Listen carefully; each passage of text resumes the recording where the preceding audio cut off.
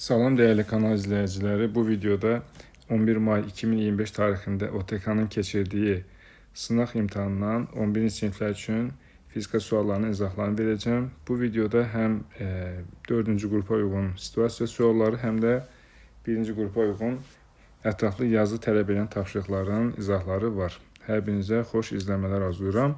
61-ci sualdan başlayaq. K açarını qapadıqda lampalardan hansı közərər? Demək, K açarını qapasaq, lampalardan hansının közərdiyini bilmək üçün onlara ardıcıl qoşulmuş diodların düz və ya tərs qoşulduğunu müəyyən etmək lazımdır.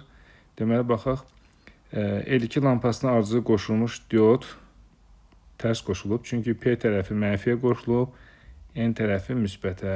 Deməli, L2 lampası közərməz. L3 lampasına ardıcıl qoşulmuş yarımkeçik diod isə düz qoşulub. Deməli, P tərəfi müsbətə, N tərəfi mənfiyə. L3 lampası közərər. Bir də L1 lampası, çünki bunun yanında diod yoxdur. Oradan istənilən halda cərəyan keçir. Deməli, doğru cavab olacaq 1 və 3. Y variantı. 62-ci sual. Cismin çökük güzgüdə alınan xəyalı üçün hansı ifadələr doğrudur? Bilirik ki, linzada və ya güzgüdə xəyalın qurulması üçün ən azı 2 dənə şüanın istiqamətini bilmək lazımdır. Şüalardan birini baş optik oxa paralel götürək. Baş optik oxa paralel gələn şüa güzgünün daxili səthindən qayıdır və F nöqtəsindən keçir. Şüalardan digərini də başqa rənglə seçirəm. Onu da qütb nöqtəsinə və ya təpə nöqtəsinə göndərək. Təpə nöqtəsinə düşən şüa da eyni bucaq altında qayıdar simmetrik olaraq. Və bu şüaların kəsişdiyi nöqtədə cismin xəyalı alınır. Şəkildən görürük ki, xəyal tərsinədir, düzünə deyil. Həqiqidir, çünki şüaların özləri kəsişib, kiçildilmişdir. Bu da doğrudur. Fokus nöqtəsində yerləşir, bu yanlışdır. Güzgü ilə fokus nöqtəsi arasındadır, yanlışdır. Deməli, doğru cavab olacaq burada 1, 3, 4. A variantı, yox, D variantı. 1, 3, 4. Növbəti sual. Cisim yer səthindən 20 metr/saniyə sürətlə şaquli yuxarı atılmışdır. Onun sürətinin modunun zamanalsı qrafiki hansıdır? Cisim yer səthindən şaquli yuxarı atılıb V0 sürəti ilə. Maksimal qalxma hündürlüyünə qədər cisim bərabər yavaşayan hərəkət edir. R hərəkətin əksinədir, yəni yerin mərkəzinə doğru yönəlir. Onda bu hərəkət bərabər yavaşayandır. V bərabərdir. V0 çıxılsın. RT düsturuna əsasən hər saniyədə sürəti 10 azalır. Deməli, maksimal qalxma hündürlüyündə sürət 0-dır. Onda T qalxma bərabərdir. V0 bölünsün J. 20 bölünsün 10 bərabər 2. Deməli, ilk 2 saniyə ərzində cisim bərabər yavaşayan hərəkət edir. Deməli, sonra dayanır və növbəti 2 saniyədə T uçuş bilirik ki, 2T qalxmadır. O da 2 vur 2, 4'dür. T uçuş 4 olmalıdır. Deməli, cisim əvvəlcə bərabər yavaşayır. D variantında görürük. Dayanır. Sonraki 2 saniyədə isə sərbəst düşür. Son 2 saniyə sonra da aldığı sürət elə 10 artdığına görə olacaq 20. Doğru cavab D. Əgər bu sualda sürətin proyeksiyasını soruşsaydılar, sürətin Y oxucuda proyeksiyası, onda 2 saniyədə ya azalardı, dayanardı. Sürət yəni 2 saniyə sonra 0 olur. Növbəti 2 saniyədə isə sonra isə -20 olur proyeksiyası. Buradan başqa H maksimalı soruşula bilər. Y-in T-dən hansı qrafikində soruşa bilərlər. 64. Hansı halda bir cism manetik sahəsində çevrə üzrə dövr edən protonun periodu artar?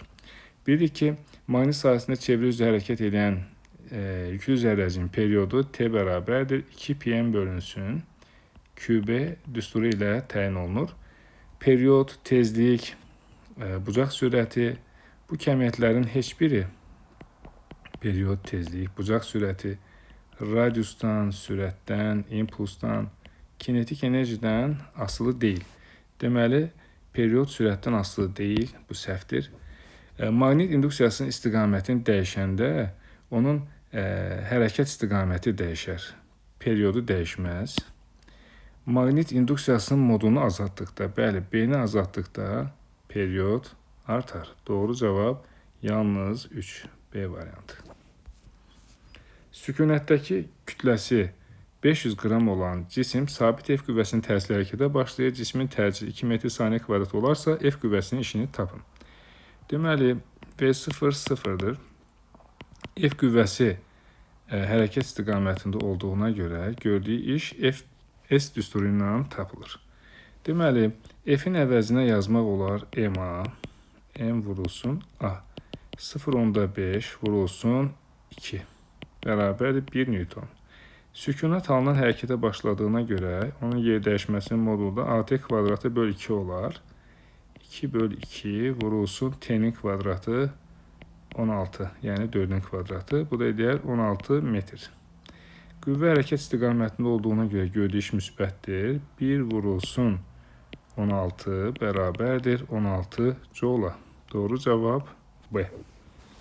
Növbəti sual 66. Dəyişən cəryan dövrəsinə yalnız kondensator qoşulmuşdur. Yalnız kondensator qoşulmuş dəyişən cəryan dövrəsində deməli, kondensator dəyişən cəryana əks təsir göstərir, yəni müqavimət göstərir. Deməli, həmin müqavimət də x-i 1 böl omega c və ya 1 bölünsün 2 pi nü c və ya t bölünsün 2 pi c düsturları ilə hesablana bilər. Bizə IM lazımdır. Deməli, IM bərabərdir UM bölünsün x-c'yə. 1 böl x-in yerinə də nə yazmaq olar? 2 pi nü c yazmaq olar. UM sabit, C sabit, 2 pi sabit. Onda IM nüdən düz asılı olar. Doğru cavab B. 67.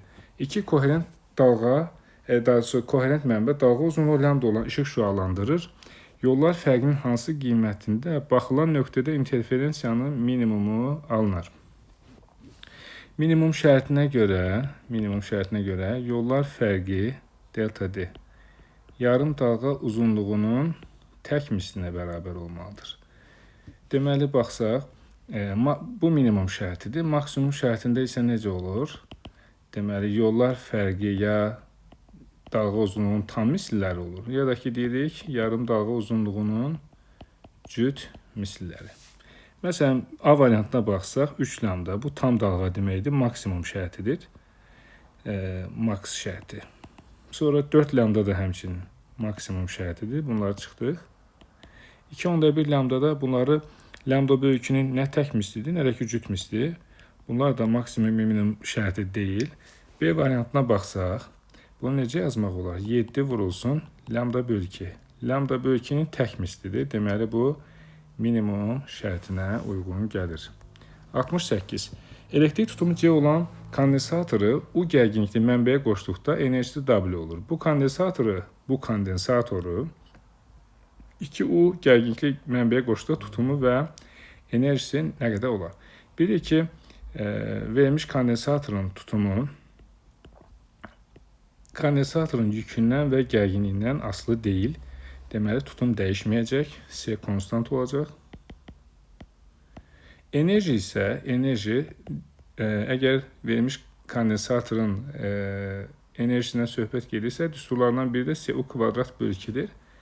Gərginlik 2 dəfə artıbsa, onda enerji 4 dəfə artar.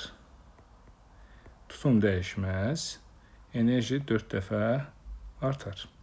Deməli, doğru variant olacaq burada Y. Gəldik 69-cu suala. Doymayan buxarı izotermik sıxlıqda. Doymayan buxardır, ideal qaz qanunlarına tabidir. İzotermik sıxlıqda deyir, T konstant. Sıxlıqda V azalır. Deməli, bizdən sıxlığı soruşur. Rho bərabərdir, M bölünsün V. Deməli, verilmiş kütləli doymayan buxarı sıxanda həcmi azalır, sıxlığı artır. Deməli, temperatur dəyişmir, sıxlıq artır.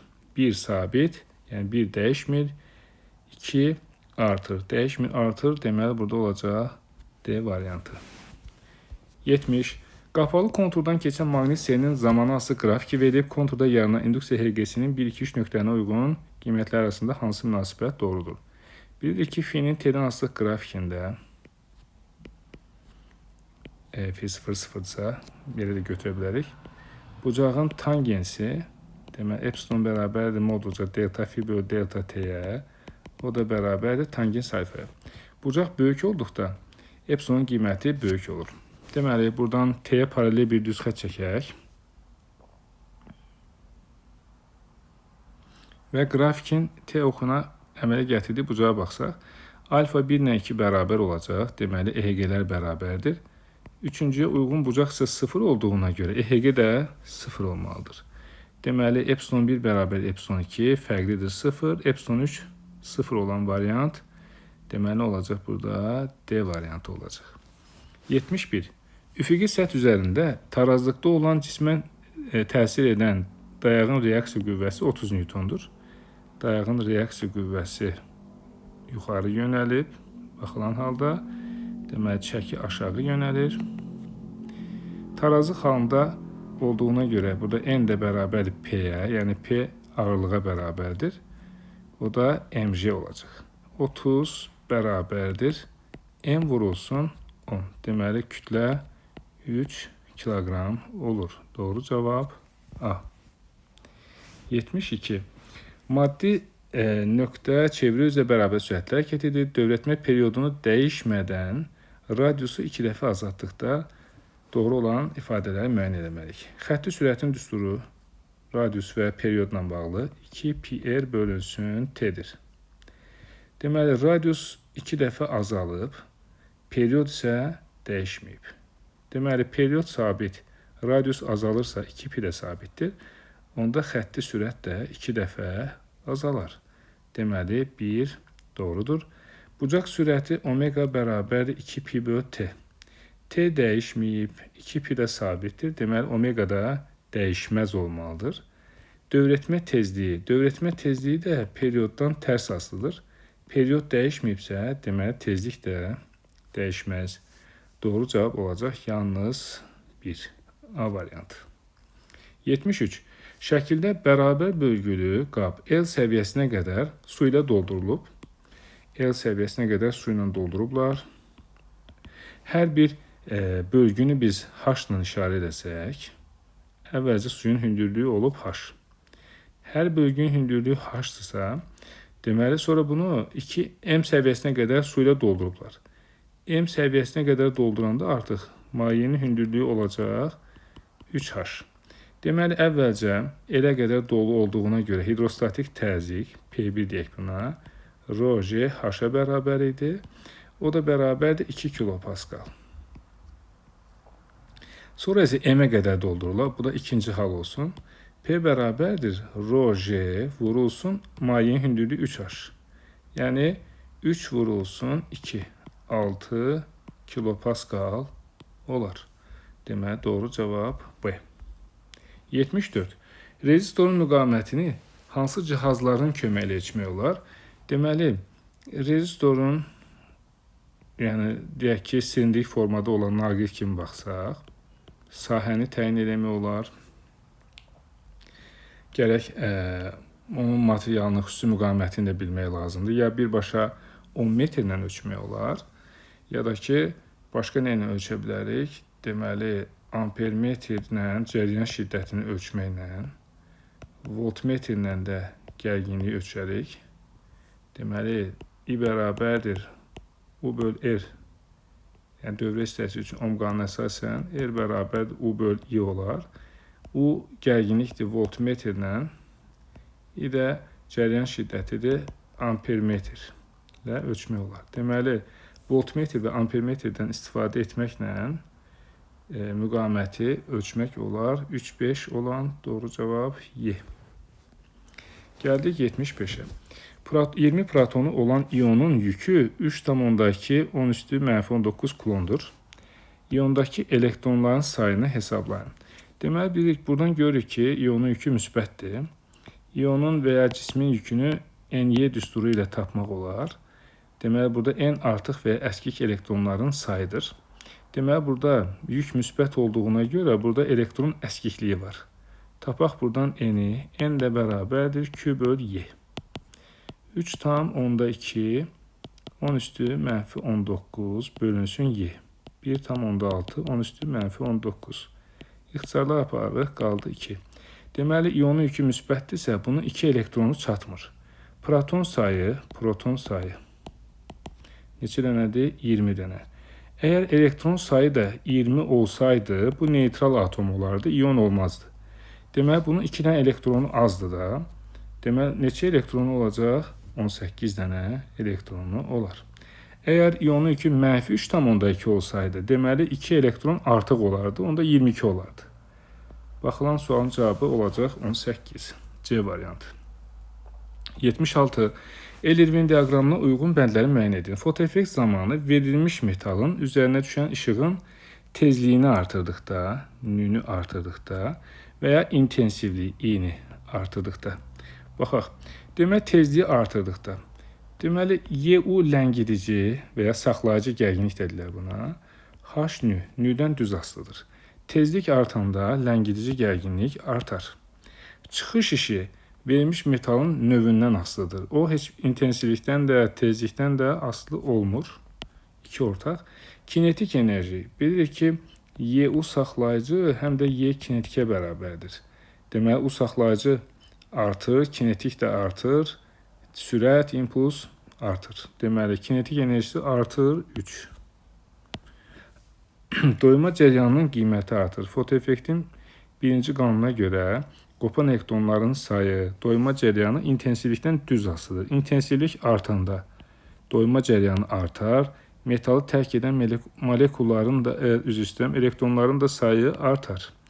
Deməli, birinciyə uyğun gəlir 1,3. İkinciyə uyğun gəlir 4,5. Üçüncüyə uyğun gəlir 2. Doğru cavab Y variantı. Cismə şəkildəki kimi 4 qüvvə təsir edir. F2 4 Newton olarsa, əvəzləyici qüvvənin modulunu hesablayın. Deməli, buradan nə edə bilərik?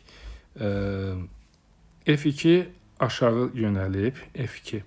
Bunun bir bölgüdür. Deməli, 2 Newton. F1'in də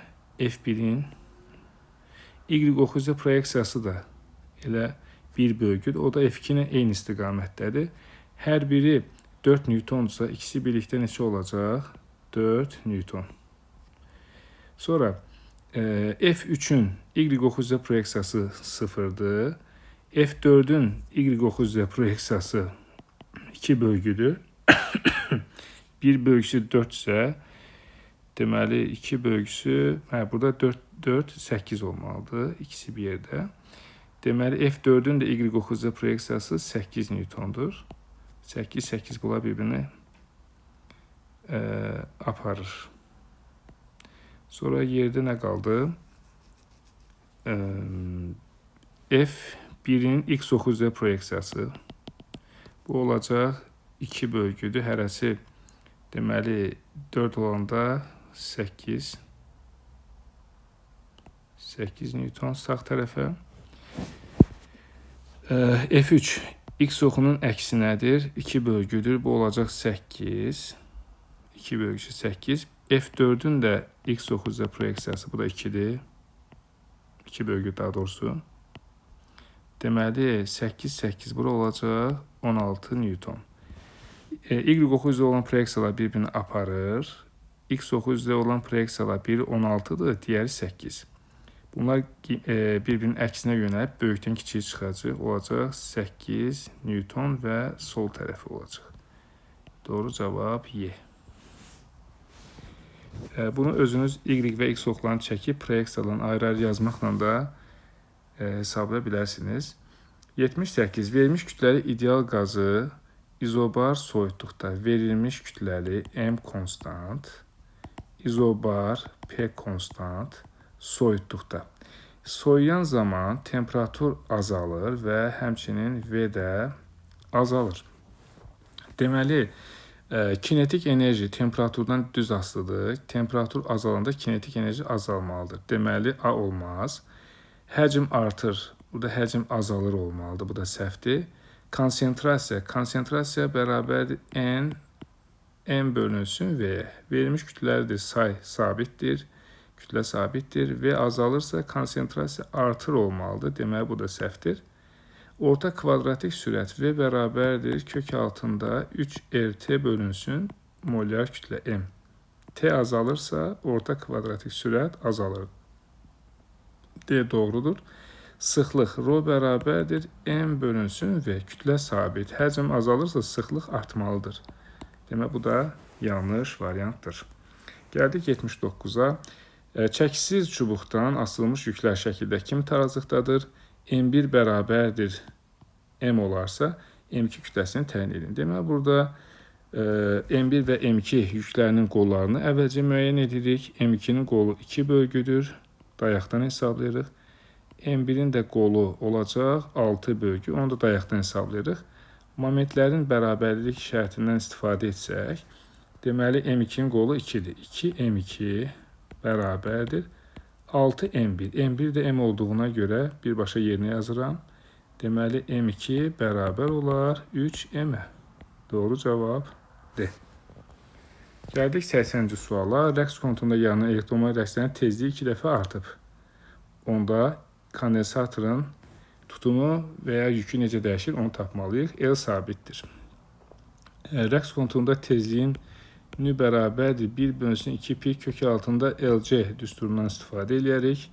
L sabitdir. Buradan da görürük ki, nü S-dən kök altında tərs asılıdır. Deməli, tezlik 2 dəfə artıbsa, məxrəc 2 dəfə azalmalıdır. S də kökün altında olduğuna görə, deməli, bunu 4 dəfə azaltmaq lazımdır tutumu. Doğru cavab Y olacaq. 81. Düz xətli hərəkətin cismin sürətinin proyeksiyasının zamanı asılı tənliyi verilib. 10-cu saniyənin sonundakı sürəti soruşur. T anındakı sürətini tapmaq üçün T-ni gətirib yerinə qoymalıyıq. Vx bərabər 8, üstə gəl 0,4 vurulsun 10. Bu da eləyər 8 plus 4, 12 metr bölü saniyə. Çox asan sual idi. 82. Verilmiş kütlə ideal qaz üzərində gedən qapalı proses PT diaqramında təsvir edilib. Hansı hissədə qazın gördüyü iş sıfırdır? Qazın gördüyü iş P izobar prosesdə, məsələn, P delta V ilə tapılır. Həcm sabit olanda görülən iş sıfır olur. İstər qazın gördüyü istəyir, kənar qüvvənin qaz üzərində gördüyü iş bizə izaxor olan hissə lazımdır. 1-2-də P ilə T düz asılıdır. Demək, bu izaxordur. 2-3 izobar qızma və ya genişlənmədir. Burada hətta qazın gördüyü iş müsbət olur. 3-4 də izaxor soyumadır. Burada da görülən iş sıfır olacaq. 4-1 izobar soyuma, sıxılma, qazın gördüyü iş burada mənfi olur. Deməli, iş görülməyən hissə 1-2 və 3-4-dür. Yəni, A variantı. 83. Sağqazdan keçən maqnit seli 0,4 V1 olduqda maqnit sahəsinin enerjisi 0,8 olub, induktivliyi tapın. Maqnit sahəsinin enerjisinin sel və induktivliklə bağlı düsturu fi kvadratı bölü 2L-dir. Buradan enerjinin yerinə qoyuruq 0,8. Fi 0,4-dür, kvadratı 0,16 böl 2L. Buradan da görürük ki, deməli 0,16 bərabərdir 1,6 elə, L də bərabərdir 0,1 Henry. Cavab oldu 0,1. 84. X oxu boyunca düz xətlə hərəkət edən cismin koordinatının zamanı azlığı verilib. X bərabər 4 plus 3-dir. Kütləsi 4 kg olan cismin impulsunun modunu tapın. Deməli, X bərabərdir X0 üstə gəlsin Vxt düz xətli bərabər sürətli hərəkətdə koordinat tənliyinə əsasən görürük ki, X0 4-dür, Vx isə 3-dür. Demək, bizə impuls lazımdır. P bərabərdir MV. Kütlə 4, sürət 3 olduğuna görə impuls 12 kiloqram vurulsun, metr böl saniyə olar. Doğru cavab 12. Gəldik 85-ci suala. Sərtliyi 30 Nm olan yaydan asılmış cisim tarazlıqdadır. M kütləli cisim asılıb K sərtlikli yaydan. Deməli, tarazlıq halında mg bərabər olacaq kx-a. Bizdən də kütləni soruşur. M bərabərdir kx bölünsün j-yə. K 30-dur, x 4 santim, 4 10 üstü -2, j də 10-dur. Sıfırları aparsaq 12 10 üstü -2 kiloqram. Bu da eləyər deməli 120 qram. Cavabı bizdən qramla soruşurlar. 120 qram. Sonra 86 gəlmə diaqramda hansı ifadələr doğrudur? O A hissəsində hukuk qanunu ödənilir. O A hissəsində hukuk qanunu ödənilir, doğrudur. Hətta A nöqtəsinə uyğun gələn gərginliyə mütənasiblik həddi deyilir. Hukuk qanunu ödənildiyi hissədə mexaniki gərginlik nisbi uzanma ilə düz mütənasib asılı olur. Demək, AB hissəsində isə mexaniki gərginlik nisbi uzanmadan düz mütənasib asılıdır verilib. Əgər nisbi uzanma gərginlikdən düz asılı olsa, elə bu hukuk qanunu ödənildiyi hissə olardı. Ona görə bunu götürmürük. Deməli, mexaniki gərginliyin nisbi uzanmadan düz asılı olduğu hissə hukuk qanunu ödənildiyi hissədir. O A hissəsi. BC hissəsində materialın axması baş verir. BC hissəsində materialın axması baş vermir. Materialın axması CD hissəsində baş verir. Deməli, burada 3 də səhvdir. CD hissəsində deformasiya elastikdir deyir. CD hissəsində deformasiya qeyri-elastikdir. Hətta buna bəzən plastik də deyirik. Deməli, uşaqlar, burada nəyə diqqət eləməlisiniz? B nöqtəsi elastiklik deformasiyasının ödənildiyi mexaniki gərginliyin ən böyük qiymətidir. Deməli, B nöqtəsindən sonraki deformasiyalar qeyri-elastik olur. Tərifə fikir versəz, bir daha təkrar edirəm. Elastik deformasiyanın ödənildiyi mexaniki gərginliyin ən böyük qiyməti elastiklik həddidir. O da B-yə uyğun gəlir. B-dən sonra isə qeyri-elastikdir. DM hissəsi də B-dən sonra gəldiyinə görə bu hissə də qeyri-elastik olur. Deməli, doğru cavab olacaq 1-5. Gəldik 87-ci suala. Alfa şüalanma zamanı, beta mənfi şüalanma, qamma şüalanma zamanı. Bunların hansıların doğru olduğunu uyğunluqla müəyyən eləməliyik və biz də təkrar olsun deyə alfa şüalanma zamanı kütlə və yük ədədinin saxlanmasının qanun ödənildiyini nəzərə alacaq burada. Hər hansı x elementidir. Yük ədədi Z, kütlə ədədi A-dır. Alfa çevrilməyə məruz qalıbsa, bir dənə helium nüvəsi əmələ gəlib. Deməli, bu aşağısı Z-dirsə, yük ədədi. Alfa da 2-dir. Deməli, bunun indeksi nə olacaq? Z-2. Yuxarısı da kütlə ədədinin də saxlanma qanunu ödənməlidir. A-4. Deməli, alfa çevrilmə zamanı proton sayı və ya yük ədədi 2 vahid azalır. Deməli, nüvənin yük ədədi 2 vahid azalır. Deməli, B uyğun gəlir. 2 vahid azalır. Kütlə ədədi 4 vahid azalır. Deməli, D də uyğun gəlir. Sonra beta mənfi şüalanma. Burada da X, Z, A çevrilir deyək Y elementinə. Bir də elektron əmələ gəlir. Deməli, bu Z-dirsə, Z plus 1 olacaq. Yuxarısı da A. Deməli, mənfi beta çevrilmə zamanı nə baş verir? Yük ədədi 1 vahid artır. Nüvənin yük ədədi 1 vahid artır. A variantı.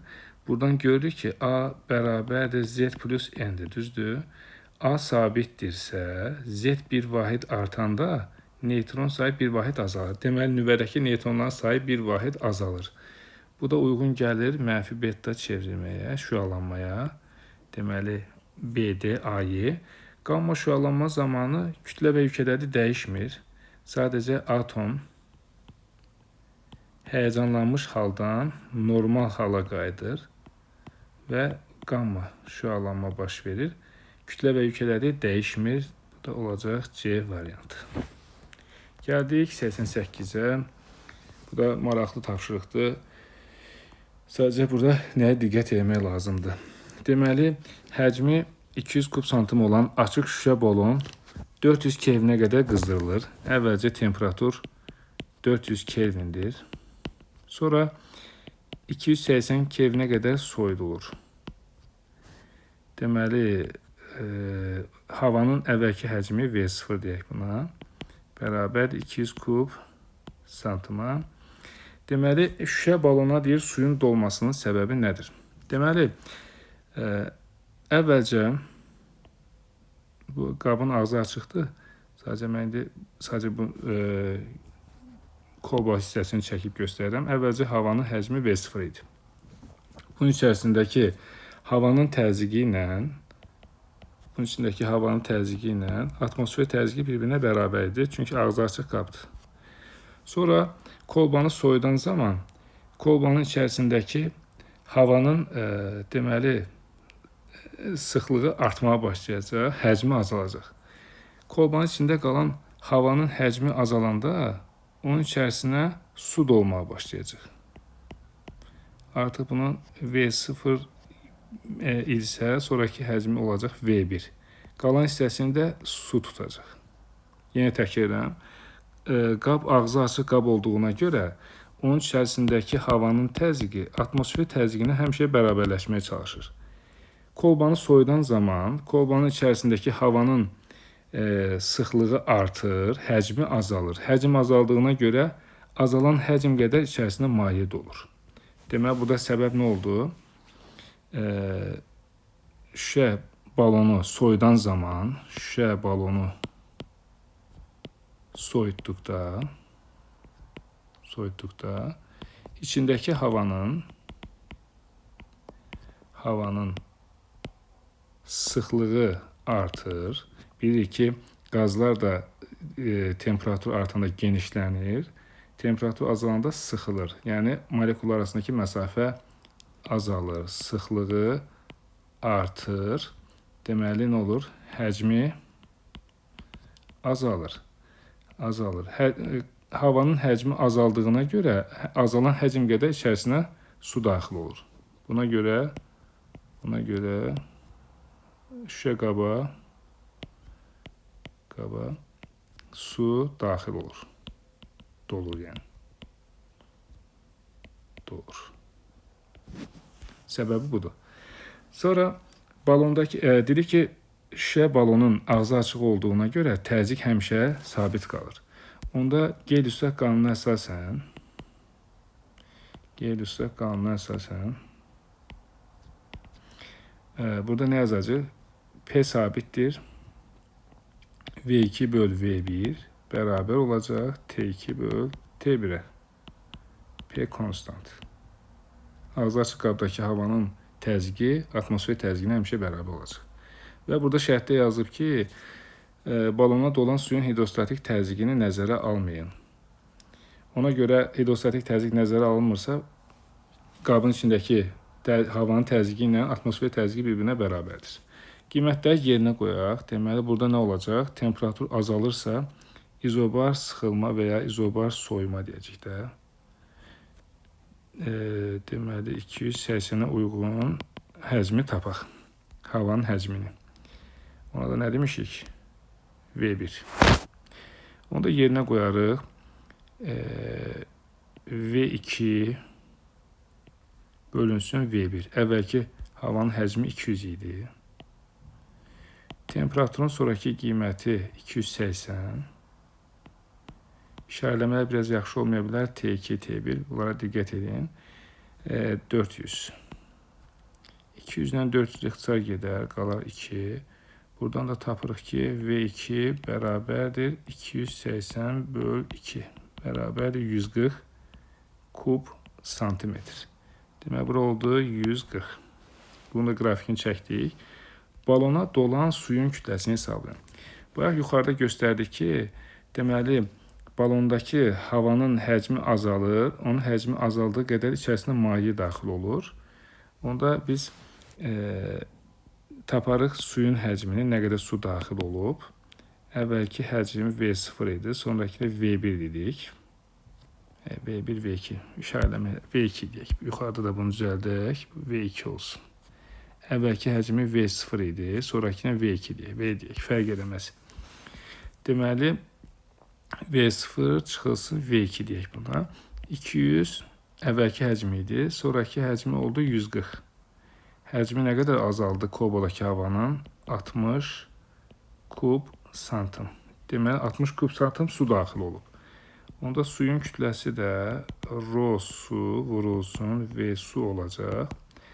1 qram bölünsün santimetr kubu vurulsun 60 santimetr kubu. Santimetr kublar getdi, olacaq 60 qram. Deməli, bu 4-cü qrupdakı situasiya suallarının izahı və 1-ci qrupda ətraflı yazı tələb edən tapşırıqları idi. 58. Kütləsi 400 qram olan cisim müəyyənlikdən 6 saniyə müddətində sərbəst düşür. Düşmə müddətində ağırlıq qüvvəsinin işini hesablayın. Cisim aşağı düşür. Ağırlıq qüvvəsi və aşağı hərəkət edir. Yer dəyişmə də ağırlıq qüvvəsinin eyni istiqamətdədir. Görülən iş müsbət olacaq. A bərabərdir F ağırlıq vurulsun H. O da bərabərdir mgh. Cisim sərbəst düşdüyünə görə H-ın əvəzinə yazmaq olar. RT kvadrat bölü 2. Onda A bərabərdir mg 0,4 vurun. RT kvadratı neçə saniyə düşüb? 6 kvadratı 36 bölünsün 2. Sıfırları aparsaq, deməli 4 ilə də 2 getdi, qaldı 2. Bu da eləyər 720 joule. Növbəti sual.